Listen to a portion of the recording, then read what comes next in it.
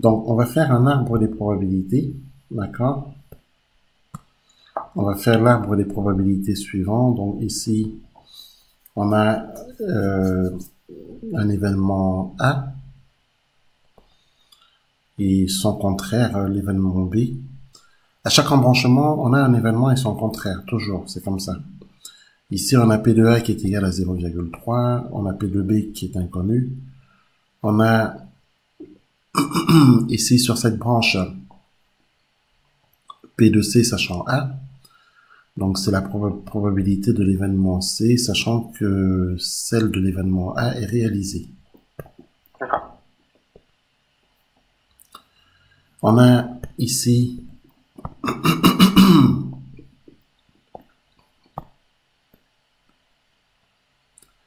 la probabilité de l'événement D sachant A, qui est égale d'ailleurs à 0,1.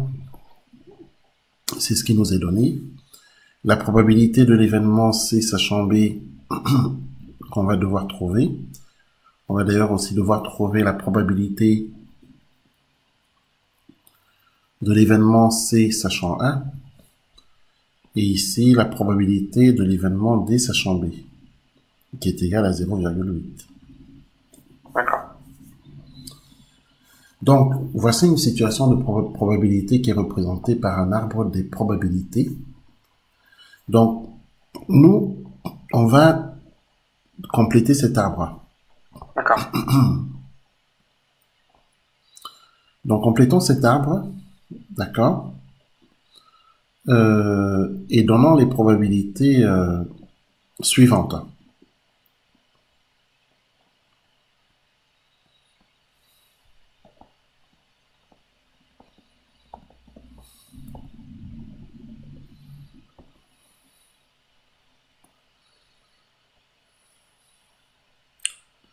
Donc,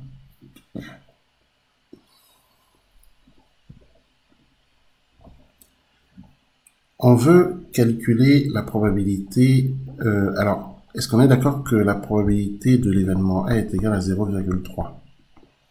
Oui. C'est ce qui est marqué ici. Oui. D'accord? Oui. L'événement B est le contraire de l'événement A. Donc, Oui. B, 0,7. voilà.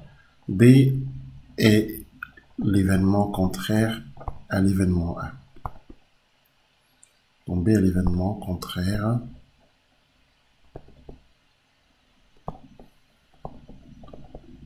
à l'événement Ah. A.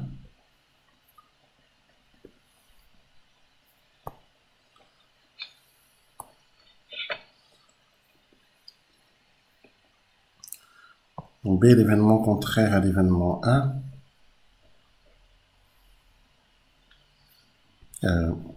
Il y a eu un petit bug.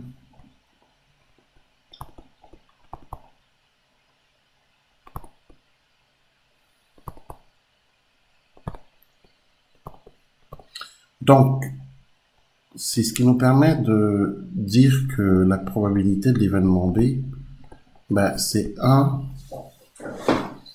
moins P de A. D'accord?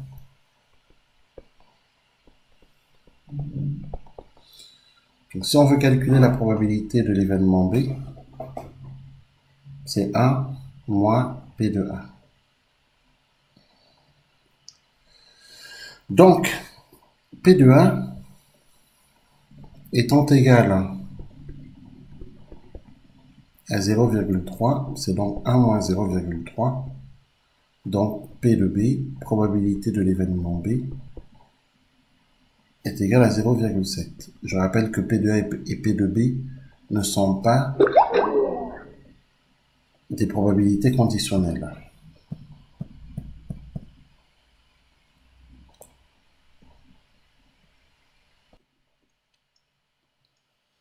Donc, il nous faut calculer maintenant euh, P de C sachant A.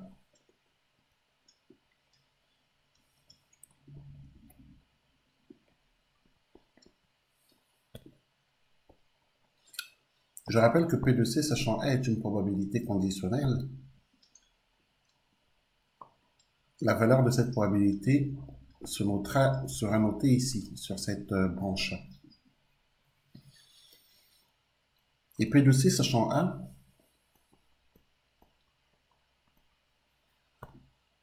bah, c'est en fait, puisque l'événement C, sachant A, est le contraire de l'événement D, sachant A, bah, c'est en fait 1 moins P de D, sachant A.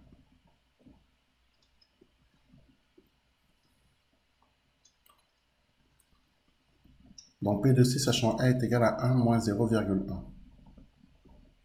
D'accord.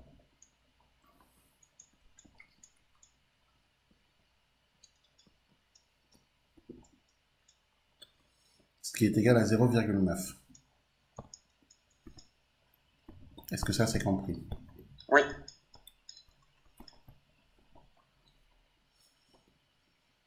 P de B, on avait calculé, on peut afficher ce qu'on avait trouvé.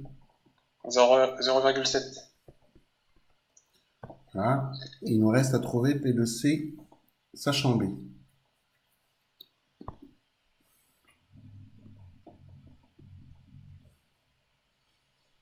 Les événements C, sachant B et D, sachant B sont contraires l'un de l'autre. D'accord? Oui. Donc, si je veux trouver la probabilité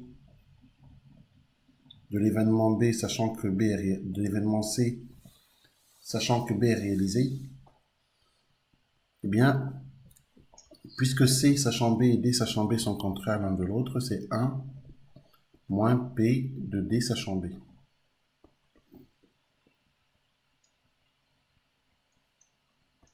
Donc P de C, sachant B, est égal à 1 moins 0,8. OK? Oui. C'est égal à 0,2. Valeur qu'on pourra afficher ici. On en avait déjà un tout petit peu parlé de ça, d'ailleurs. Oui, oui, on avait déjà fait un exercice comme ça. P de 1 inter C. P de 1 inter C, c'est la probabilité du chemin A inter C, c'est-à-dire de ce chemin. Or, la probabilité d'un chemin est égale au produit des probabilités portées sur les différentes branches de ce chemin. D'accord? Oui. C'est égal au produit des probabilités figurant sur les différentes branches de ce chemin. Autrement dit, P de 1 inter C, c'est 0,3 fois 0,9. Donc ça va être P de A fois P de C sachant A.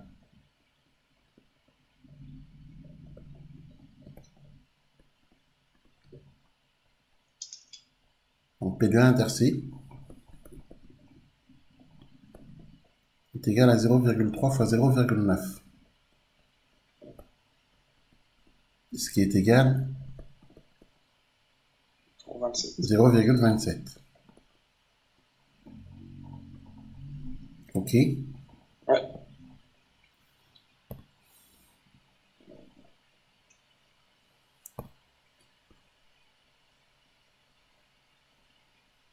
Alors j'efface pour faire de la place.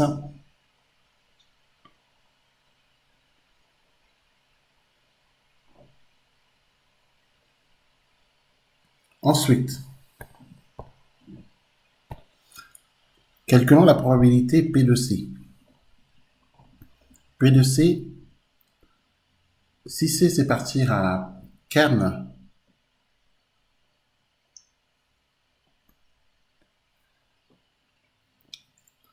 eh bien pour aller à Cannes, j'ai la possibilité de passer par le chemin A inter C.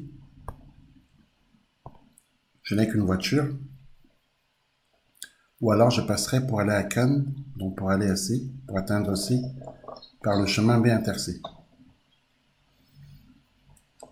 Donc, deux possibilités seulement d'atteindre C.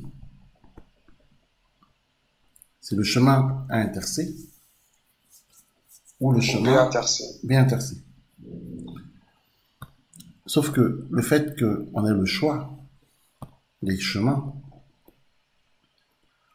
ça sera donc le principe de l'addition, parce que le ou en probabilité est associé au principe additif, c'est-à-dire au plus 1. D'accord. Donc, en clair, c'est la probabilité du chemin pour atteindre C. Soit je, je l'atteins en passant par le chemin A inter C, ou alors, principe additif, par le chemin B inter C. Donc, la probabilité d'atteindre C, donc la probabilité de C, c'est P de A inter C plus P de B inter C. Or, P de A inter C, on l'a vu, c'est égal à 0,3. En fait, c'est P de A fois P de C sachant A.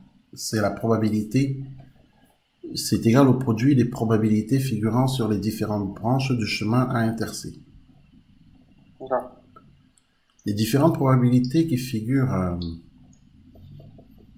les probabilités qui figurent sur les différentes branches du chemin A inter C sont les probabilités P de A et P de C sachant A. Les probabilités figurant sur les différentes branches du chemin B inter C sont les probabilités P de B et P de C sachant B. Bon, P de A inter C, on ne va pas s'embêter, on a déjà calculé, on sait que c'est égal à 0,3. En revanche, P de B inter C, donc c'est P de B fois P de C sachant B.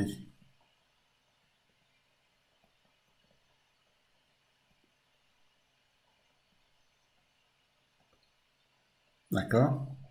Ok. Du coup, P de C est égal à 0,3 plus P de B, c'est-à-dire 0,7 multiplié par P de C sachant B, donc multiplié par 0,2. On a donc 0,3 plus 0,14.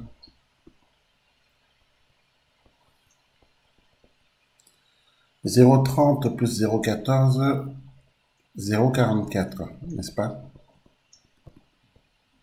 Oui. Donc P de C est égal à 0,44. L'événement D est contraire à l'événement C. D'accord?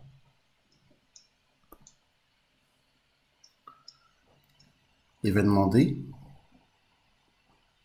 est contraire à l'événement C. Donc ça veut dire que si je veux calculer la probabilité de l'événement D, je peux utiliser l'événement contraire. D'accord? D'accord. Alors attention parce on n'a pas affiché le bon résultat là. C'est pas 0,3 pour P2A Ouais, c'est intercé, c'est ça, c'est 0,9. 0,27 parce que Ouais, comme 0,27. P2A est juste à côté, donc il y a confusion. On va retirer P2A justement, d'accord? On va Ouais. retirer P2A parce que P2A on sait très bien que c'est 0,3. En revanche, P2A intercé c'est 0,27.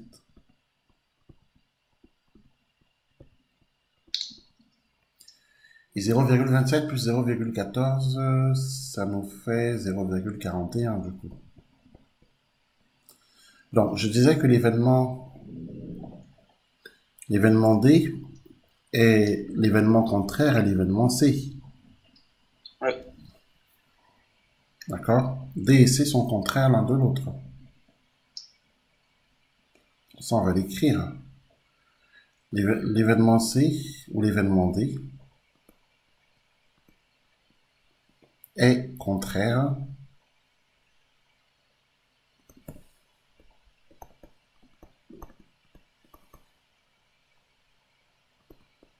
à l'événement C. Donc, évidemment, pour calculer la probabilité de l'événement D, il suffit d'écrire la formule de l'événement contraire. P de D égale 1 moins P de C. D'accord? C'est-à-dire 1 moins 0,41. P de D est égal à 0,59.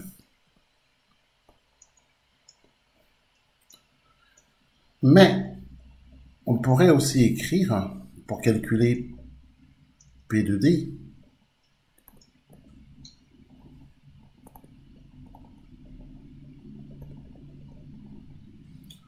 on pourrait aussi écrire, puisque atteindre D, c'est possible à travers deux chemins. C'est possible à travers le chemin A inter D. Le chemin A inter D mène à D. B inter D. Mais on a aussi le chemin B inter D qui mène à D.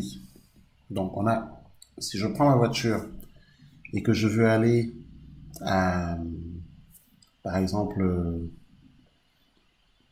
à la ville D, eh bien, pour aller à la ville D, j'emprunte le chemin A inter D ou alors le chemin B inter D.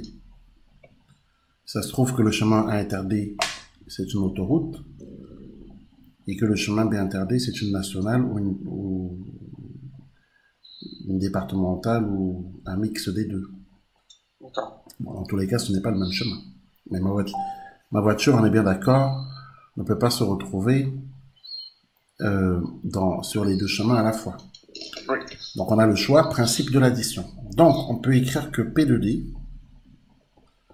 c'est P de A inter D, si le chemin A inter D est un chemin possible, plus principe de l'addition, puisqu'on a le choix, P de D de B inter D. Eh bien, c'est l'autre possibilité, c'est l'autre façon de calculer ici P de D, sans passer par la formule de l'événement contraire. De cette façon, P de D est égal à P de A inter D, c'est-à-dire P de A fois P de D, puisqu'on a dit que la probabilité d'un chemin, on l'a dit, est égale au produit des probabilités figurant sur les différentes branches de ce chemin. Donc P de A inter D, c'est 0,3 fois 0,1, c'est-à-dire P de A fois P de D sachant A. Plus, et P de B inter D, c'est P de B fois P de D sachant B. Donc on est bien d'accord que P de D, c'est donc P de A, c'est-à-dire 0,3 fois P de D sachant A 0,1 plus P de B 0,7 fois P de D sachant B 0,8. Probabilité de l'événement D est donc égale à 0,03 plus, alors 7 fois 8 fois 7, 56, donc 0,56. Mon résultat 0,59. Donc on retrouve bien le même résultat que le résultat qu'on a trouvé à partir de la formule des probabilités, de la probabilité de l'événement contraire. Maintenant, si l'on voulait calculer, et ça c'est important, si l'on veut calculer, alors comment calculer ou comment lire P de A sachant C? D'abord, est-il possible de lire P de A sachant C? La réponse est non. Non. Puisque l'arbre des probabilités ne permet pas de lire P de A sachant C. Ouais. Donc ça, on va le dire. Donc non, l'arbre des probabilités ne permet pas de lire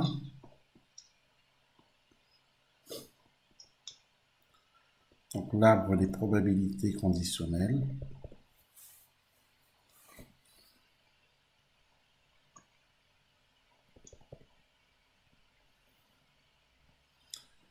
ne permet pas de lire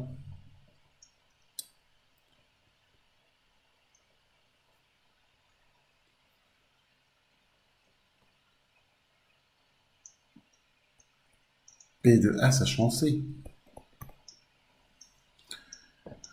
À partir du moment où l'arbre des probabilités conditionnelles ne permet pas de lire P de A sachant B, on doit appliquer la formule des probabilités conditionnelles. Il faut donc appliquer la formule des probabilités conditionnelles.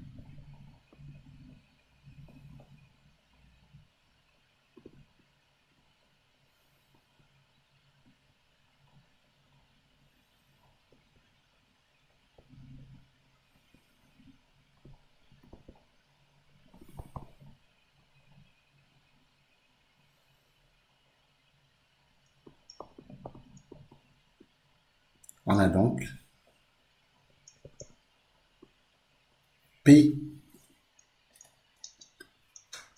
de A sachant C qui est égal, d'après la formule des probabilités conditionnelles, à P de A inter C divisé par P de C. Ainsi, P de A sachant C est égal à P de A inter C, qu'on a déjà calculé d'ailleurs, puisque P de A inter C est égal à 0,27 ici. Oui. Divisé par P de C qui est égal à 0,41. Donc si on multiplie tous ces éléments par 100, on trouve 27 sur 41. Voici la probabilité P de A sachant C. Et c'est la même chose, si on voulait calculer la probabilité P de A sachant D, l'arbre des probabilités ne permet pas de le lire. Ouais. Et là aussi, pour calculer la probabilité P de A sachant D, on doit utiliser la formule de l'arbre des probabilités conditionnelles qui est égal à P de A inter D sur P de D. Sauf que P de A inter D, c'est 0,3 fois 0,1.